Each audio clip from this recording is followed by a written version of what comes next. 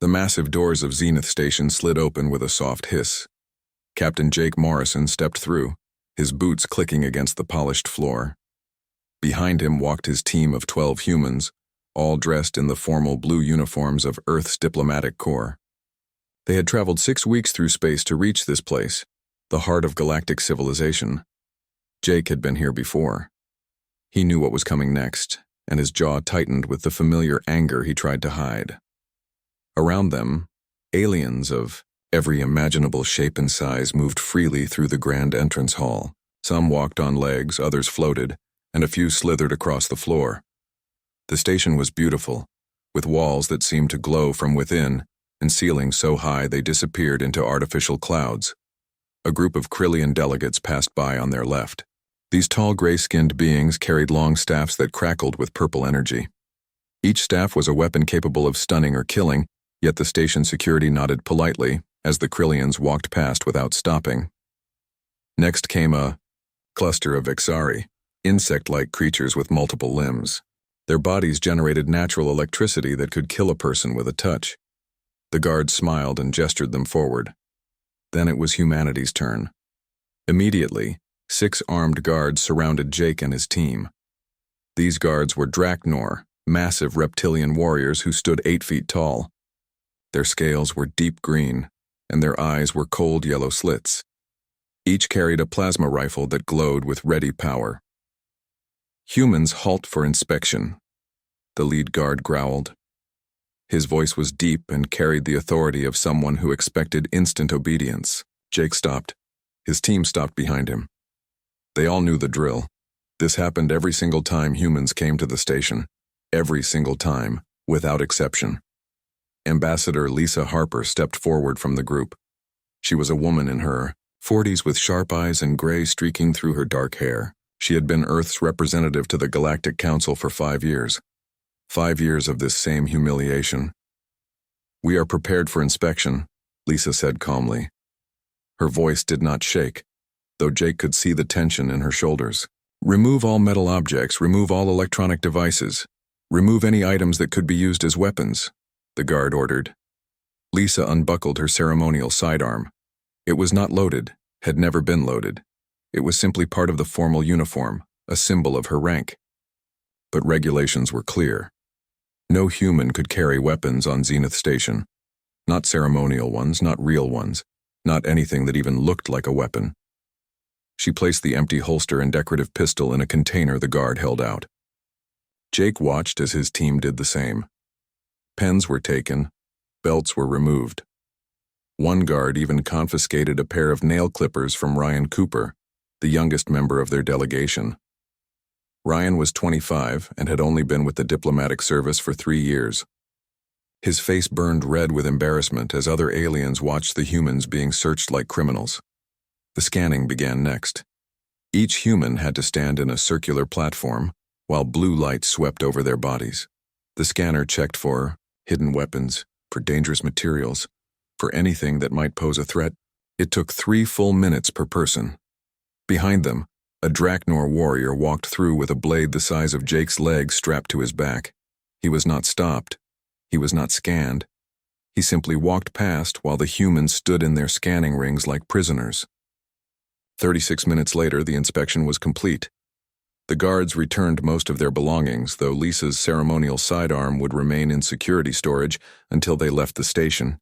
Jake collected his pen, his datapad, and his belt. He said nothing. There was nothing to say. This was simply how things were. They walked into the main assembly hall, and Jake felt eyes on them from every direction. The hall was enormous, big enough to hold representatives from 500 different species. Seating areas were arranged in a vast circle around a central speaking platform. Each species had their designated section, marked with their world symbol. The human section was easy to spot. It was the only one surrounded by a transparent energy barrier. From the outside, it looked almost invisible, just a faint shimmer in the air. But Jake knew that barrier could stop a missile. The official reason was protection for the human delegates. Everyone knew the real reason. The barrier was not to protect humans. It was to protect everyone else from humans. Lisa led them to their seats. As they walked, Jake noticed the Draknor ambassador already seated in his section. The massive warrior wore full ceremonial armor and had his honor blade displayed openly across his lap. No barrier surrounded the Draknor section. None was needed. The Draknor were warriors, yes, but they were trusted warriors. In the section next to the humans, the Vexari delegates were settling in. One of them, a younger creature with bright green markings, turned to look at Lisa. His insect eyes were unreadable, but his antennae moved in what Jake had learned was amusement. Another year, another inspection, yes? The Vexari clicked in his translator-assisted voice. You humans must feel so safe, knowing we are all protected from you. Lisa smiled politely, though the expression did not reach her eyes. We are happy to follow the rules, she said. Of course, the Vexari continued. His antennae twitched faster now. After all, we cannot forget what happened at Unity Prime, the incident of first contact. Such a terrible day, yes? But necessary, these precautions. Very necessary. Jake wanted to respond, to ask what exactly had happened at Unity Prime. But he knew better. That information was sealed, classified at the highest level. Even Earth's own government did not have full access to the records from humanity's first contact with the Galactic Council 15 years ago. Something had happened during that first meeting, something that had branded humanity as dangerous. Something that made every other species fear them. The assembly was called to order. High Counselor Vrennash appeared at the central platform. He was a luminar, a being made of pure energy that shifted between colors as he moved. His voice filled the hall without need for speakers. We gather today to address the petitions of member species, Vrennash announced. First to speak is Ambassador Lisa Harper of Earth. Lisa stood and walked to the edge of their barrier. A small opening appeared, just wide enough for her to step through. She walked to the speaking platform, and Jake saw how every eye in the hall tracked her movement. Some looked curious. Most looked wary. A few looked openly hostile. Honorable Council, Lisa began. I come before you with the same petition Earth has brought for the past 10 years. We request that the weapons restrictions on human delegates be lifted. We ask to be treated as equals among the member species. The hall erupted in noise. Translators struggled to keep up with the dozens of languages being spoken at once. Jake heard words like dangerous and reckless and unprecedented, filtering through the chaos. Vrennash raised a glowing appendage and silence fell. The council will vote, he said simply. The vote took less than 1 minute. 500 species participated. 488 voted against Earth's petition. 12 abstained. Not a single species voted in favor. The decision was displayed on screens throughout the hall in hundreds of languages. Petition denied. Lisa returned to her seat behind the barrier. Her face showed nothing, but Jake knew her well enough to see the defeat in her eyes. 10 years of asking, 10 years of rejection. That night, Jake found Lisa in her quarters on the station. She sat at her desk, staring at a holographic display. The screen showed old video footage, grainy and corrupted by time. Jake recognized it immediately. Unity Prime, the first contact. There has to be something in these files, Lisa said without looking up. Some clue about what really happened. Why they fear us so much. Jake pulled up a chair beside her. Together they watched the footage for the 100th time. But like always, the important parts were missing. Deleted, corrupted, or deliberately erased. The only thing clear was the date and the casualty list. 15 humans dead. No other species casualties reported. And then, 6 months later, the weapons ban was instituted. We will find out, Jake promised. Somehow we will learn the truth. Lisa nodded slowly. Outside their window, Zenith Station rotated slowly in space. 500 species lived and worked here in harmony. 500 species, and only one was banned from carrying weapons. Only one was feared by all the others, only humanity. Ryan Cooper could not sleep that night. He lay in his small quarters staring at the metal ceiling above his bed. His mind kept replaying the vote from earlier. 488 species voted against them. 12 did not vote at all. 0 votes in their favor. The numbers told a simple story. Humanity was not trusted. Humanity would never be trusted. And worst of all, nobody would tell them why. He got out of bed and dressed quickly in casual clothes. The station kept a day and night cycle for species that needed regular sleep patterns. Right now it was deep into the night hours. Most delegates would be in their quarters resting. The corridors would be empty and quiet. That was exactly what Ryan needed for what he was planning. He had been thinking about this for months. There was a Vexari archivist named Zixthar who worked in the lower data vaults. Ryan had met him 6 months ago at a cultural exchange event. They had talked about history and record-keeping. Zixthar had mentioned almost casually that he had access to sections of the archive that most beings never saw. Ryan found Zixthar in a small observation lounge on level 43. The young Vexari was drinking something that steamed and smelled like burned copper. His antennae perked up when Ryan approached. "Human Ryan," Zixthar clicked in greeting. "You are awake at an unusual hour." "I cannot stop thinking about something," Ryan said, sitting down across from the insect-like alien. "The vote today. The weapons ban.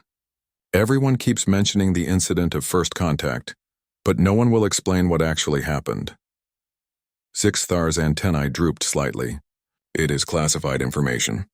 Level 9 security clearance required." "But you have access to the archives," Ryan pressed. "You work there. You have seen things." The Vexari was quiet for a long moment. His compound eyes reflected the starlight from the window. "I have seen many things," he finally admitted. "Some things that trouble me. There are files that do not match the official records. Inconsistencies in the reports." Ryan leaned forward. "What kind of inconsistencies?" Zixthar looked around nervously. The lounge was empty except for them. "The official report says that humans caused a disturbance during first contact. That security had to intervene. That the council decided humans were too unstable to carry weapons. But I have seen other files. Files that tell a different story." "Show me," Ryan said. "I could lose my position. Perhaps face criminal charges." "Please," Ryan said quietly. "My people are treated like criminals and we do not even know why. We deserve to know the truth." Zixthar's antennae twitched in the pattern that meant deep thought. Finally he stood. "Come with me. But if we are caught, I will say you forced me." "Fair enough," Ryan agreed. They made their way through the quiet corridors to a section of the station Ryan had never visited. The walls here were older, less polished. This was the foundation level, where the station's original structure still showed. Zixthar led him to a door marked with symbols Ryan could not read. "The old archives," Zixthar explained. "When Zenith Station was built, they transferred all records from Unity Prime here. Most have been digitized and integrated into the main system, but some original files remain. Physical storage, very old, very forgotten." The door opened to Zixthar's security credentials. Inside was a vast room filled with data storage units. Some were crystal matrices that glowed softly. Others were metal containers that looked ancient. Zixthar moved between them with practiced ease, his many limbs allowing him to manipulate several units at once. "Here," he said, pulling out a crystal the size of Ryan's fist. "First contact files. Original recordings, unedited." He inserted the crystal into a reader and a holographic display flickered to life. Ryan found himself looking at Unity Prime Station, the predecessor to Zenith. The date stamp read 15 years ago. The footage showed a grand hall similar to the one Ryan had stood in today. Hundreds of species gathered for the welcoming of humanity into the Galactic Council. Ambassador Gregory Kane stood at the speaking platform. He was an older man with kind eyes and a gentle smile. Ryan had seen his picture in history books. Kane had died at Unity Prime. The official record said he suffered a heart attack during the incident. Ryan watched as Kane gave a speech about peace and cooperation. The assembled aliens listened politely. Everything seemed normal, ceremonial, boring even. Then the alarm started. The footage shook as explosions rocked the station. Beings began screaming in dozens of languages. The camera swung wildly, showing chaos. Then Ryan saw them. The Zelkor. He had heard of them but never seen one. They looked like armored centipedes, each one the size of a hover car. Their bodies were covered in black chitin plates, and they had too many legs to count. Their heads were mostly mouth, filled with circular rows of teeth. The Zelkor poured through a breached airlock, moving with terrible speed. They fell upon the nearest delegates, and Ryan had to look away from what happened next. When he forced himself to look back, the hall was in complete panic. Aliens ran in every direction. The ceremonial guards fired their weapons, but the Zelkor armor was too thick. The plasma bolts barely slowed them down. Then Ryan saw the humans. There were 20 in the delegation. They did not run. Ambassador Kane shouted orders, and the humans moved with sudden purpose. Ryan watched in amazement as they organized themselves in seconds. Kane pointed, and 3 humans grabbed a fallen column, using it as a battering ram against an approaching Zelkor. The creature's armor cracked. A human woman, identified in the subtitle as Security Chief Helen Morris, removed her high-heeled shoes. She drove the metal heels into the sensory organs of a Zelkor that had cornered a group of Vexari delegates. The creature thrashed and retreated. Helen picked up a piece of broken metal and continued fighting. Another human, Daniel Wright, strangled a Zelkor with a banner cable. He wrapped it around the creature's neck segment and pulled until the chitin cracked. 2 more humans helped him, using their combined weight to bring the monster down.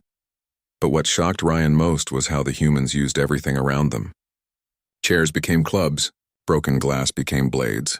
One human mixed chemicals from a refreshment station and created something that burned through Zelkor armor. Another reprogrammed a cleaning robot to ram into the creatures at high speed. The humans held a corridor for 40 minutes. 40 minutes of continuous fighting against creatures that had terrified the galaxy for decades. They protected hundreds of fleeing delegates. They killed 7 Zelkor warriors. They did all of this without a single weapon, using only what they found around them and their own bodies. When Council reinforcements finally arrived, 15 humans were dead. But over 2,000 delegates had escaped because of them. The footage showed Ambassador Kane's body being carried away. He had died holding a corridor while other species escaped. His hands were burned, his uniform was torn, and there was a smile on his face. The recording ended. Ryan sat in silence, his hands shaking.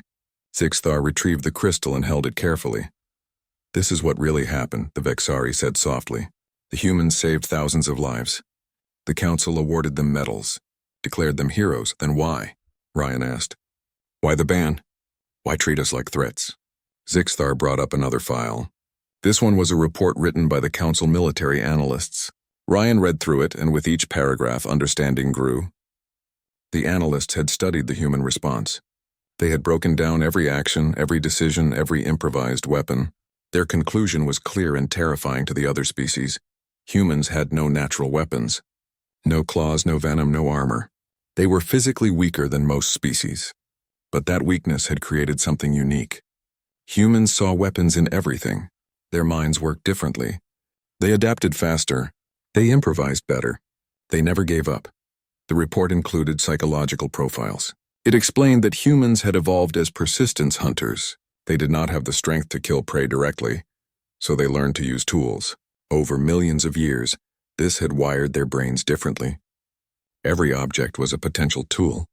Every tool was a potential weapon. Every environment was a puzzle to be solved and exploited. The final section of the report made Ryan's blood run cold. The analysts concluded that humans could never truly be disarmed. Taking away their weapons only forced them to be more creative. A human with a gun was dangerous. A human without a gun was unpredictable, and possibly more dangerous because there was no way to know what they might do or use. The recommendation was clear. Humans should be welcomed into the Council for their bravery, but they should never be allowed to carry weapons in Council spaces, not because they would misuse them, but because other species needed to feel safe. The sight of armed humans would remind everyone of Unity Prime. It would remind them that humans were different, that they fought when others fled, and that they were very, very good at violence when necessary. "They banned us because we saved them," Ryan said quietly. "They banned us because we scared them." "Yes," Zixthar agreed. "The Council fears what they do not understand. And they do not understand humans." Ryan copied all the files onto a secure data chip. Zixthar did not stop him. Together they left the archive and returned to the upper levels. Before they parted, Zixthar touched Ryan's shoulder with one delicate limb. "What will you do with this information?" the Vexari asked. "I am going to show it to..." Captain Jake Morrison woke to the sound of someone pounding on his door. He checked the time display on the wall. It showed barely past dawn in the station's artificial day cycle. The pounding continued, loud and urgent. He grabbed his uniform jacket and pulled it on as he walked to the door. When he opened it, Ryan Cooper stood there looking exhausted but excited at the same time. "Captain, you need to see this," Ryan said, pushing past him into the room. "You and Ambassador Harper both need to see this right now." "Ryan, it is 6 in the morning. What is this about?" "Unity Prime. The truth about Unity Prime. I have the original files." That got Jake's full attention. He contacted Lisa immediately, and within 10 minutes all three of them were gathered in Jake's quarters. Ryan inserted the data chip into the room's display system and showed them everything. They watched the footage of the Zelkor attack in silence. They read the analyst reports without speaking. When it was over, Lisa sat back in her chair, her face pale. "They gave us medals," she said slowly. "They called us heroes. Then they decided we were too dangerous to trust." "The report makes it clear," Ryan said. "They are not punishing us for doing something wrong. They are containing us because we did something right. We scared them by saving them."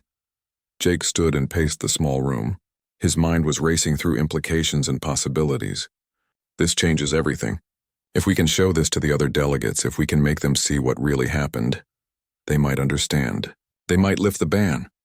Or they might double down on their fear," Lisa countered. "Fear is not rational, Jake. These species saw humans turn a diplomatic reception into a battlefield using nothing but improvised weapons and determination. That terrifies them more than the Zelkor did. So what do we do?" Ryan asked. "Just accept this? Keep letting them treat us like criminals?" Lisa was quiet for a long moment, staring at the frozen image on the screen. It showed Ambassador Kane in the moment before his death, pushing a group of Vexari delegates toward an escape pod. His face was determined, fearless. He knew he was going to die, but he made sure others would live. "No," Lisa finally said. "We do not accept this. But we need to be smart about it. If we just show this footage and demand change, they will find a way to dismiss it. We need to force them to confront their fear directly. We need to prove that their fear is groundless." "How?" Jake asked.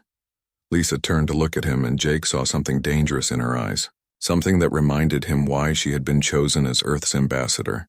She was not just a diplomat. She was a fighter. "We are going to demand a meeting with High Counselor Vrennash, just the three of us. And we are going to make him explain this decision to our faces. Then we are going to propose something that the council cannot refuse." 2 hours later, they stood in the anteroom outside the High Counselor's private chambers. Getting this meeting had required calling in every favor Lisa had accumulated over 5 years. Vrennash rarely met with individual delegates, preferring to address the council as a whole. But Lisa had made it clear that this was urgent, and that humanity's continued membership in the council might depend on it. The doors opened, and they entered a room that seemed to exist outside normal space. The walls shifted with colors that had no names. Vrennash floated in the center, a being of pure energy that hurt to look at directly. His voice came from everywhere and nowhere. "Ambassador Harper, Captain Morrison, Delegate Cooper, you requested this meeting with unusual urgency. Speak." Lisa stepped forward. She had decided not to show the footage immediately. Instead, she spoke directly.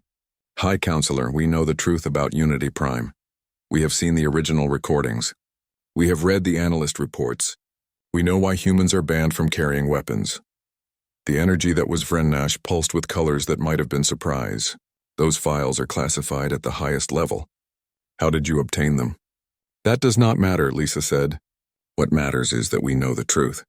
Humans are not banned because we did something wrong. We are banned because we did something that frightened the other species. We saved thousands of lives, and our reward was to be marked as dangerous." Vrennash was silent for a moment. When he spoke again, his voice carried something that might have been sadness. "You are correct, Ambassador. The ban was never meant as punishment. It was meant as protection." "Protection from us?" Jake asked, unable to keep the anger from his voice. "No," Vrennash said. "Protection for the other species. Protection of their peace of mind. You must understand humanity is unique in this galaxy.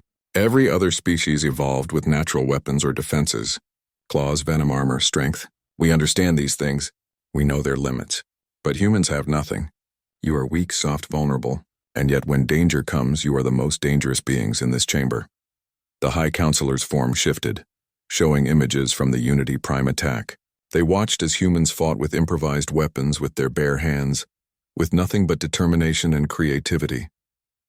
We analyzed your species after that day, Nash continued. Our best minds studied human psychology, human history, human biology. What we found terrified us. Do you know what your greatest weapon is, Ambassador Harper? No, Lisa said quietly, your mind. Your pattern recognition, your ability to see potential in every object, every situation. To other species, a chair is for sitting. To a human, it is a weapon, a barricade, a tool, or a projectile.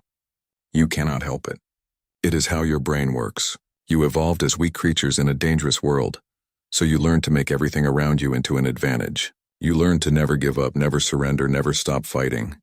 Nash showed them more images. Humans throughout history, using tools and weapons, building civilizations, surviving ice ages and droughts, conquering their own planet not through strength but through innovation and stubbornness. When the Zelkor attacked Unity Prime, our warriors fled. Our soldiers froze. Our security forces were overwhelmed. But the humans, soft and weak and unarmed, fought back. You held a corridor for 40 minutes with nothing but furniture and chemical burns and bare hands.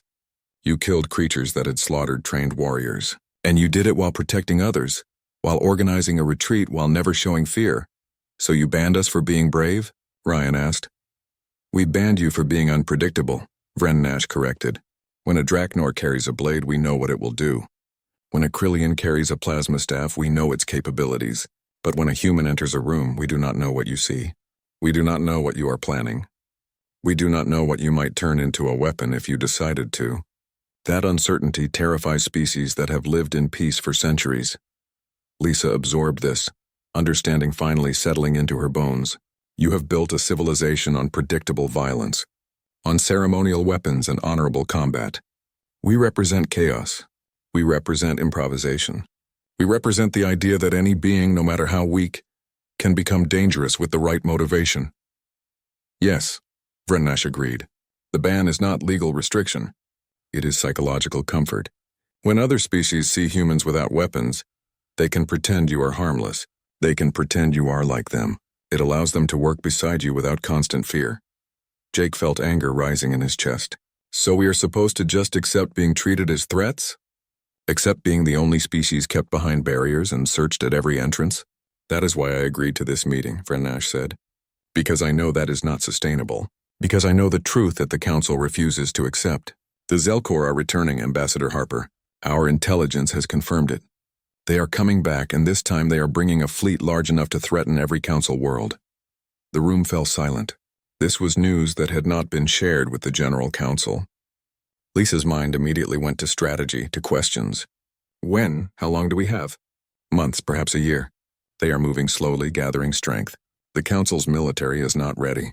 We have had peace for so long that our defenses are ceremonial. We have warriors who know how to duel honorably, but not how to fight desperately. When the Zelkor come, this Council will fall. Unless you have someone who knows how to fight with nothing, Lisa said, understanding where this was going. Yes, Nash said. I am not supposed to tell you this. I am not supposed to share classified intelligence with individual members, but I am doing so because I need you to understand the situation. The Council is caught between fear of humans and fear of the Zelkor. We need you, but we are terrified to admit it. Lisa looked at Jake and Ryan. She saw the same thoughts in their eyes that were forming in her mind. This was the opportunity they needed. This was the moment when humanity could change its position in the galaxy. High Counselor, Lisa said carefully. What if we could give the Council what it needs while also addressing human dignity? What if we could prove that the fear is unnecessary? How? Nash asked. A demonstration, Lisa said. A combat simulation. Humans against any Council security force you choose. We will fight completely unarmed against fully armed and armored opponents. If we lose, Earth will never raise the weapons ban issue again. If we win, the Council agrees to negotiate new terms for humanity's membership. You would volunteer to fight at a disadvantage? We fight at a... 3 days passed quickly. During that time, the news of the upcoming trial spread through Zenith Station like wildfire. Everyone was talking about it. Some species thought the humans were brave. Others thought they were fools. Most were simply curious to see what would happen when humans fought Draknor warriors without any weapons or armor. Jake stood with Lisa and Ryan in the human section, behind their protective barrier. He could feel the eyes of 500 species watching them. Word had already spread through unofficial channels. The humans had demanded something extraordinary. Vren Nash appeared at the central platform, his energy form pulsing with authority. Honored delegates, we gather to address a proposal from the human delegation. Ambassador Harper has invoked the right of trial, an ancient provision that allows any member species to prove their worth through demonstration. The chamber erupted in noise. The right of trial had not been used in over 2 centuries. It was considered an archaic tradition from the galaxy's more violent past. Most species had forgotten it even existed. The humans claim they have been unjustly restricted by the weapons ban. Vren Nash continued. They propose a combat simulation to prove they deserve equal treatment with other species. If they succeed, the Council will negotiate new terms for humanity's participation. If they fail, they will accept their current status permanently. A Draknor delegate stood, his massive form towering over his seat. What are the terms of this simulation? Lisa stepped to the edge of the barrier, and the opening appeared to let her through. She walked to the speaking platform with steady steps. The terms are simple. 10 human volunteers will face 10 Council security forces in a mock station environment. The objective is to reach and secure a central command center.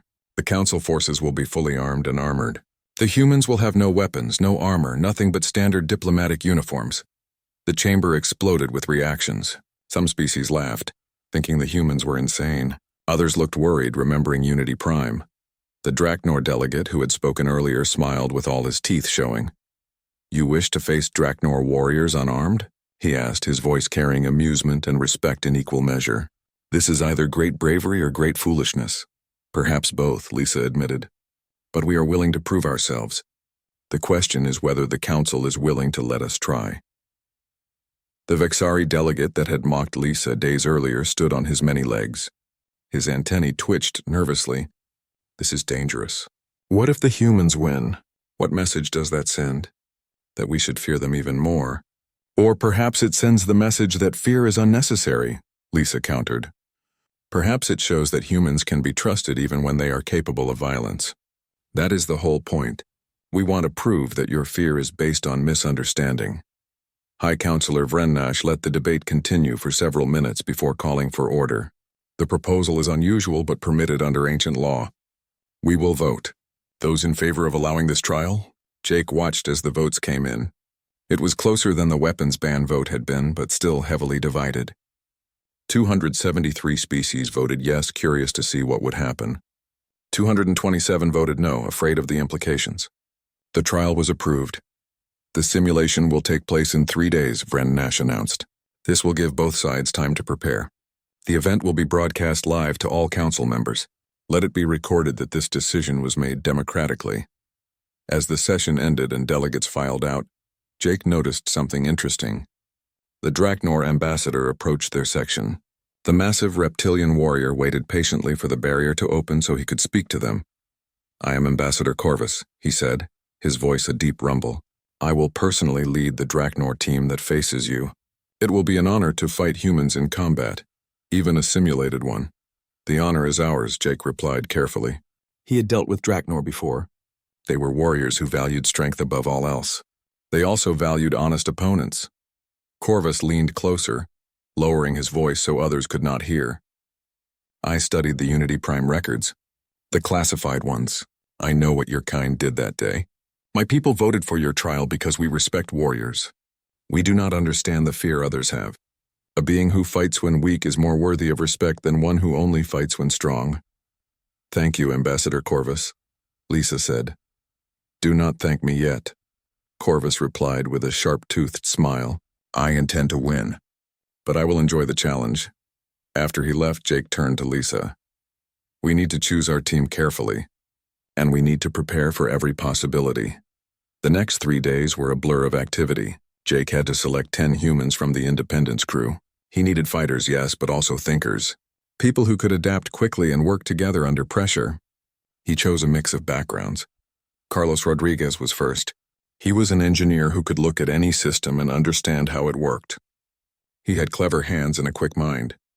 Nicole Bryant was a Marine, trained in combat but also in tactical thinking. She had served in Earth's military before joining the Diplomatic Corps Security Detail.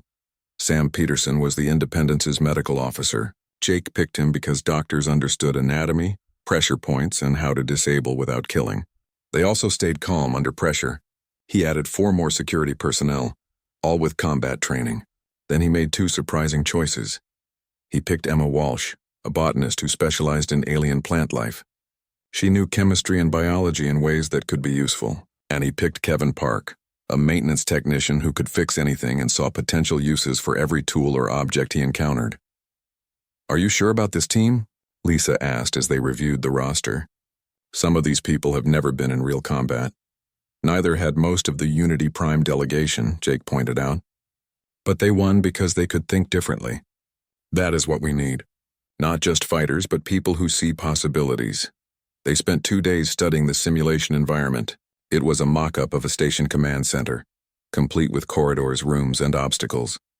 The layout was standard council design, which meant it was built for species larger and stronger than humans. That could be an advantage or a disadvantage depending on how they used it. Jake gathered his team in a training room. He looked at the 10 faces staring back at him. Some looked confident. Others looked nervous. All of them looked determined. "I am not going to lie to you," Jake said. "This is going to be broadcast across the entire galaxy. Billions of beings will watch us. If we fail, we confirm every fear they have about humans. If we win, we change everything." "No pressure then," Kevin said, and nervous laughter rippled through the group. "The Draknor are bigger, stronger, and better armed than us," Jake continued. "They have plasma rifles that can stun or kill. They have armor that can stop most weapons. They are trained warriors who have spent their lives preparing for combat. We have none of that, so how do we win?" Emma asked. "We do what humans have always done," Jake said. "We improvise, we adapt. We use the environment against them. Remember, they think in terms of honorable combat. Straight fights. Direct confrontation. We are going to fight dirty. We are going to use every trick, every advantage, every object we can find." Carlos spoke up. "I have been studying the schematics. The simulation station uses standard council power systems. If I can access a junction box, I can control lighting, doors, maybe even environmental controls." "Good," Jake said. "What else?" Nicole pulled up a tactical display. "The Draknor move in standard military formations. They are predictable because they value order and discipline. We can use that. If we can split them up, isolate them, we take away their numerical advantage." Sam added his thoughts. "Draknor vision is excellent, but their hearing is not as good as ours. They rely heavily on sight. If we can create darkness or visual obstacles, we have an advantage. For hours they planned and practiced. They studied Draknor psychology, biology, and combat doctrine. They memorized the station layout. They drilled on hand signals and communication without speaking. By the time the 3 days were up, they were as ready as they could be." The morning of the trial arrived. Jake stood with his team in the staging area. Through the window, he could see the massive observation gallery. Thousands of beings had come to watch in person. Millions more would be watching via broadcast across council space. Ambassador Corvus and his Draknor warriors stood in the opposite staging area. Each one was 8 feet of scaled muscle and predatory focus. Their armor gleamed under the lights. Their weapons hummed with ready power. They looked like an unstoppable force. Jake looked at his own team. They wore simple diplomatic uniforms. No weapons, no armor, no equipment of any kind. They looked impossibly small compared to their opponents. But Jake saw something in their eyes that gave him confidence. It was the same thing he had seen in the Unity Prime footage. It was the refusal to give up that made humans dangerous. High Counselor Vrennash's voice echoed through both staging areas. "The trial will begin in 1 minute. Both teams will enter the simulation environment from opposite ends. The objective is to reach and secure the central command center. The team that controls it for 2 continuous minutes wins. Stunning is allowed.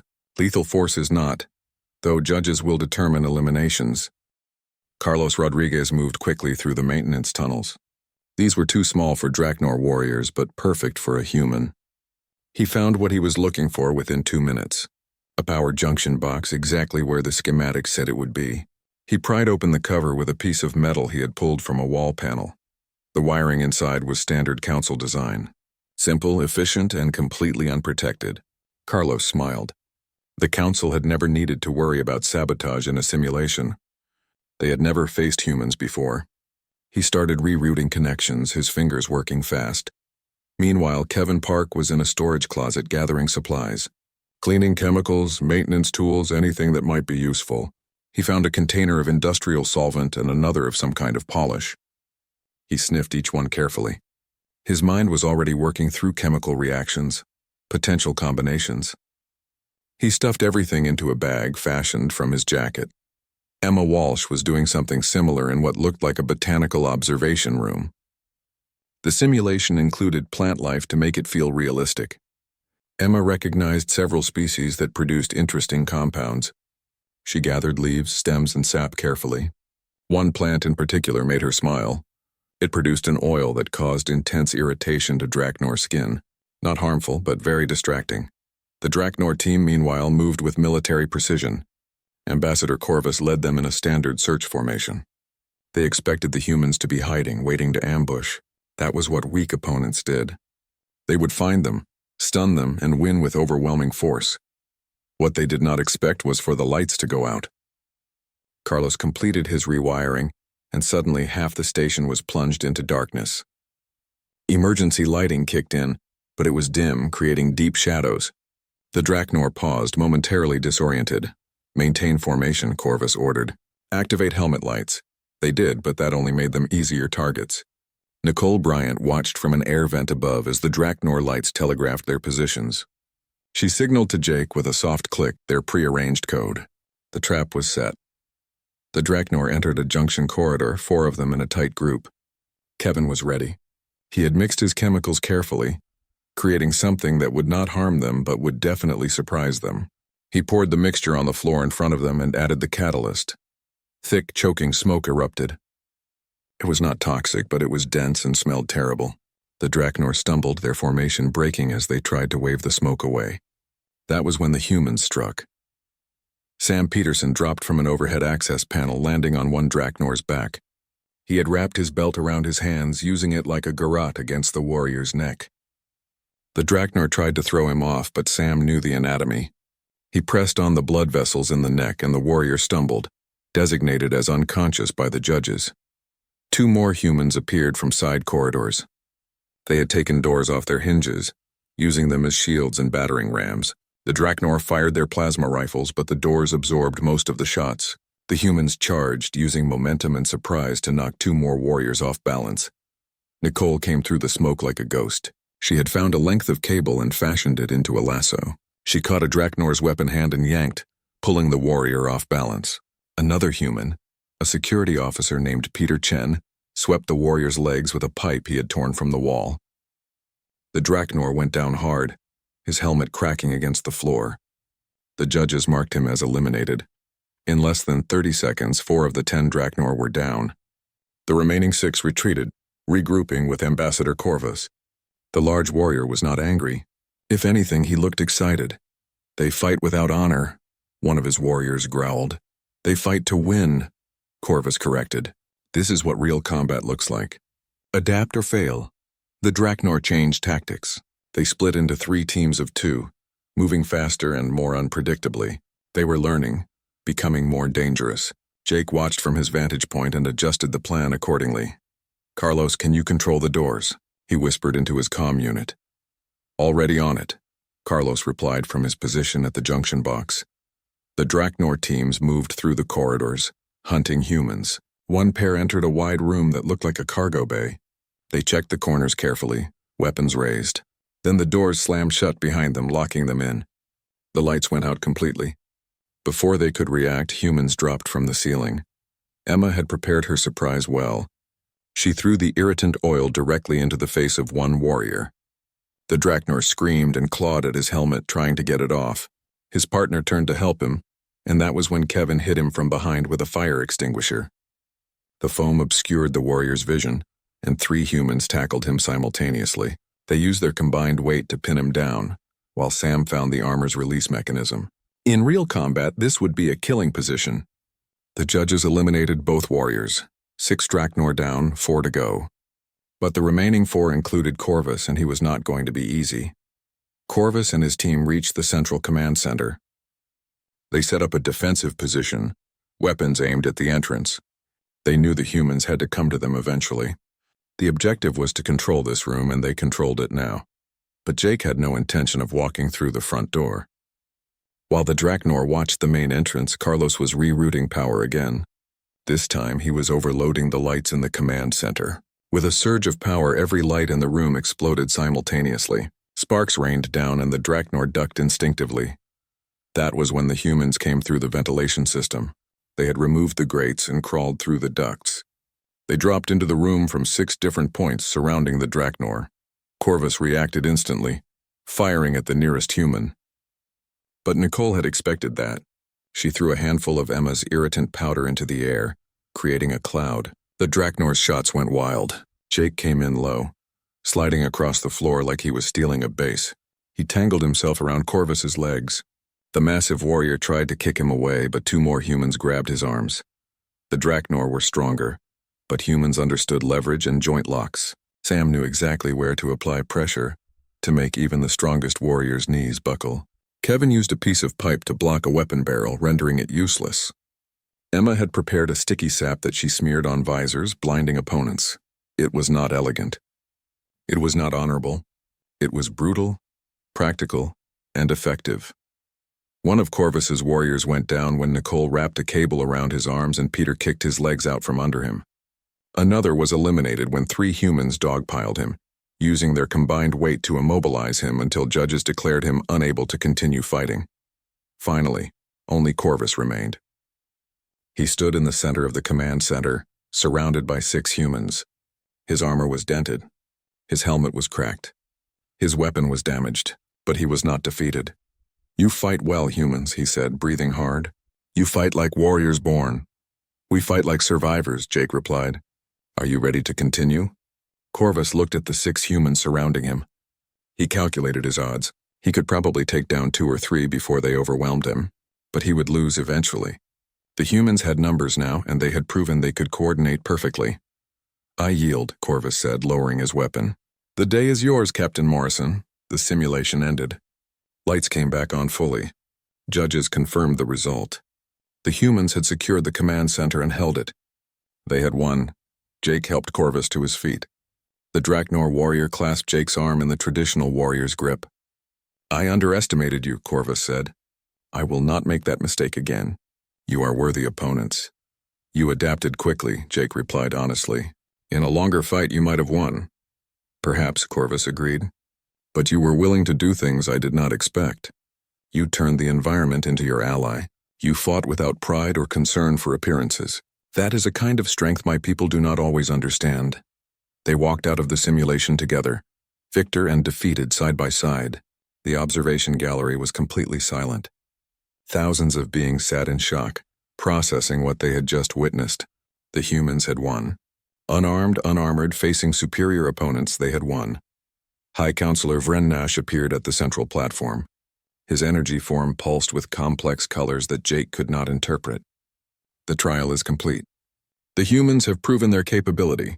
As agreed, the Council will now negotiate new terms for humanity's participation." But the silence in the chamber was not relief or celebration. It was fear. Jake could feel it emanating from every species present. They had hoped the humans would lose, that their fear would be proven justified. Instead, they had just watched 10 humans dismantle 10 of the galaxy's finest warriors. A Vexari delegate stood, his antennae trembling. "This changes nothing. If anything, this proves we were right to restrict them. Did you see what they did? They turned everything into weapons. The environment itself became hostile. If humans can do this in a controlled simulation, imagine what they could do if we gave them real weapons." Other voices joined in, some agreeing, some arguing. The chamber descended into chaos. Jake looked at Lisa, who had been watching from the human section. She looked worried. The chamber exploded into panic. Species that had been debating human rights moments before were now demanding answers about the Zelkor threat. How long had the Council known?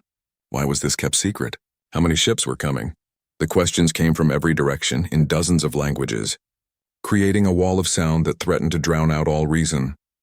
High Counselor Vrennash tried to restore order, but his voice was lost in the chaos. It was only when Ambassador Corvus raised his massive arms and roared that silence finally fell. The Draknor warrior's voice echoed through the chamber with undeniable authority. "I am not finished speaking," he declared. Then more quietly he continued. "High Counselor Vrennash shared this information with me yesterday. He wanted at least one military leader to understand the true stakes of today's trial. The Zelkor are gathering their forces. Our intelligence suggests they will attack within a year, possibly sooner. And when they come, our ceremonial guards and honor duels will not save us." Corvus gestured toward Jake and his team, who still stood in the simulation area, dirty and exhausted but unbowed. "These humans just defeated my best warriors using nothing but creativity and determination. They did not have superior weapons or armor. They had inferior everything. But they won because they think differently than we do. They see possibilities where we see limitations. They find solutions where we see only problems." A Krillian delegate stood, his tall gray form rigid with tension. "You ask us to trust them with weapons after watching them turn a peaceful environment into a battlefield? You saw what they did. They booby-trapped corridors, poisoned the air with smoke, and attacked from places we did not even know existed. This is exactly what we feared." "Yes," Corvus agreed, surprising everyone. "That is exactly what you should fear. But not from humans. You should fear that when the Zelkor come, you will not have humans fighting beside you. You should fear that your pride will prevent you from accepting the help you desperately need." Lisa Harper rose from her seat. The barrier around the human section opened, and she walked to the speaking platform. Corvus stepped aside, giving her space. She looked out at the 500 species of the Galactic Council, and she knew this was the moment that would define humanity's future among the stars. "Ambassador Corvus is right," Lisa said, her voice calm and steady. "You should fear us, not because we want to harm you, but because we are different. We come from a world that tried to kill us at every turn. We evolved without claws or venom or armor. We had nothing but our minds and our refusal to give up. That made us dangerous, yes, but it also made us survivors." She pulled up a holographic display showing images from Unity Prime, the original footage that Ryan had discovered, not the sanitized version the Council had distributed. 15 years ago, the Zelkor attacked this council. They slaughtered your warriors. They terrorized your delegates, and 20 humans armed with nothing but furniture and determination held them back. 15 of those humans died, saving 2,000 of you. The chamber was silent now, every being focused on the images playing before them. They saw Ambassador Kane strangling a Zelkor with a banner cable. They saw Helen Morris driving her shoes through an alien monster's sensory organs. They saw Daniel Wright using his own body as a weapon to protect fleeing delegates. "You gave them medals," Lisa continued. "You called them heroes. And then you decided they were too dangerous to trust. You banned us from carrying weapons because watching humans fight scared you more than watching the Zelkor attack. You have been living in comfortable fear for 15 years, pretending that if you just keep humans disarmed and isolated, you will be safe." She turned off the display and faced the Council directly. But that was never safety. That was denial. "The Zelkor are coming back, and your ceremonial weapons will not stop them. Your honor codes will not protect you. Your ancient traditions of controlled violence will mean nothing when real monsters are trying to kill you." A Vexari delegate, different from the one who had mocked Lisa before, stood on his multiple legs. "What do you want from us, Ambassador Harper? What is your proposal?" Lisa took a deep breath. This was the moment she had been preparing for since learning the truth about Unity Prime. "I propose a new arrangement. Humans remain banned from carrying weapons in Council spaces. We accept that this makes other species feel safer, and we will not fight it anymore." Murmurs of surprise rippled through the chamber. That was not what anyone had expected. "However," Lisa continued, "in exchange for accepting this restriction, Earth requests the following. First, full voting rights in the Council with no restrictions or special conditions. Second, access to all Council technology and resources that are currently denied to us. Third, the right to establish a human-led security force to protect Council interests. And fourth, the authority to train Council military forces in real combat tactics. You want to control our military?" A delegate shouted. "No," Lisa said firmly. "We want to help you survive. The Zelkor will not care about your traditions or your laws. They will not honor your ceremonial weapons or respect your ancient customs. They will kill you all unless someone teaches you how to fight back, and that someone needs to be humans because we are the only species in this council that understands desperate combat. Vrennash spoke, his energy form pulsing thoughtfully. You would accept remaining disarmed in our spaces in exchange for the right to arm and train others? Yes, Lisa said. Because the weapon ban was never really about us. It was about making you comfortable. Fine. We will stay unarmed here. We will walk your corridors without weapons. We will submit to your scans and your barriers. But out there in the real galaxy where actual threats exist, you will let us do what we do best. You will let us protect this council. Jake watched from below as the delegates began to debate. He could see the calculation happening across hundreds of different faces. The council was terrified of humans, but they were more terrified of the Zelkor. The question was whether they could overcome their fear enough to accept help. Ambassador Corvus spoke again. The Draknor support this proposal. We have always valued strength, and we are not too proud to learn from those who have proven their capability. If humans can teach our warriors to fight as they fight, we will be better prepared for what is coming. One by one, other species began to voice their support. Some did so reluctantly, clearly uncomfortable with the idea. Others spoke with genuine respect for what the humans had demonstrated. The tide was turning, but there were holdouts. A coalition of species that had voted against the trial from the beginning now voted against this proposal. They argued that giving humans any additional power was dangerous. They claimed it was a step toward human domination of the council. They painted nightmares of humans controlling everything through military might. The debate raged for hours. Lisa stood at the platform the entire time, answering questions, addressing concerns, never showing weakness or uncertainty. Jake marveled at her stamina. She was fighting a battle as difficult as the one he had just won in the simulation, but her weapons were words and logic instead of improvised tools. Finally, as the station's cycle approached artificial night, High Counselor Vrennash called for a vote. All in favor of Ambassador Harper's proposal? The votes came in slowly. Each species had to consult internally, discuss, argue. Jake watched the tally climb on the display screens. 250, 275, 300. The number kept rising, but they needed a majority. 301 votes out of 500. The final count appeared. 312 in favor. 188 against. The proposal had passed. The chamber erupted in noise again, but this time it was different. There was relief mixed with the fear. There was hope mixed with the uncertainty. The council had just acknowledged something they had denied for 15 years. They needed humanity. Not despite their dangerous nature, but because of it. Lisa walked back to the human section and the barrier opened to let her through. She looked exhausted but triumphant. Jake and Ryan met her with quiet congratulations. Around them, other delegates were already leaving, discussing the implications, planning for what came next. Ambassador Corvus approached the human section one more time. The barrier stayed open, a small gesture but a meaningful one. You fought well today, Captain Morrison, both in the simulation and here in the chamber. I look forward to training with your people. The honor is ours, Ambassador, Jake replied. Your warriors adapted quickly. They will learn even faster with proper training. Corvus nodded, then looked at Lisa. You won something important today, Ambassador Harper, but you also accepted a heavy burden. The galaxy will now look to humans when threats come. They will expect you to fight their battles. Are your people ready for that responsibility? We have been ready since Unity Prime, Lisa said quietly. We just needed the chance to prove it. Days later, Jake stood in the observation deck of the Independence as the ship prepared to return to Earth. Below, Zenith Station continued its slow rotation against the stars. So much had changed in such a short time. The weapons ban remained in place, but humans no longer walked the station as second-class members. The barrier around their section had been quietly removed.